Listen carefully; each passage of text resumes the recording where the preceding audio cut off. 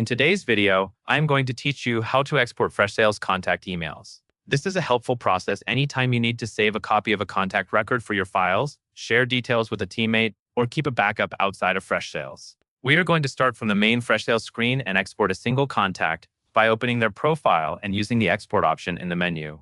First, look to the left side of your Freshsales window. You will see a vertical navigation bar with several icons. Find the contacts icon. It looks like a person's silhouette. Click that contacts icon to open your contacts area. This takes you to your contacts list view, where you can browse and search through the people stored in your CRM.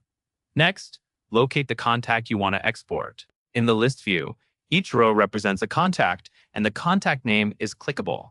Click directly on the name of the specific contact you want. This opens the full contact record, where you can review details like email addresses, phone numbers, company information, and any notes or activities associated with that person.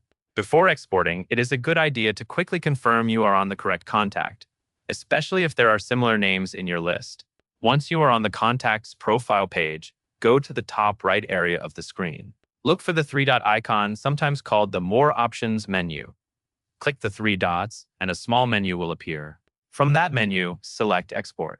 This tells Freshsales to prepare an export of that contact's information, including the email details associated with the record.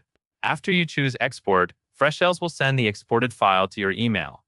Give it a moment, then check the inbox connected to your Freshsales account.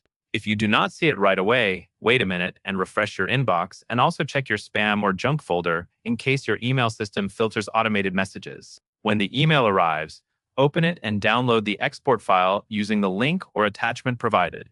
Save it somewhere easy to find, and consider using a clear file name so you can identify the contact later. That covers everything you need to know.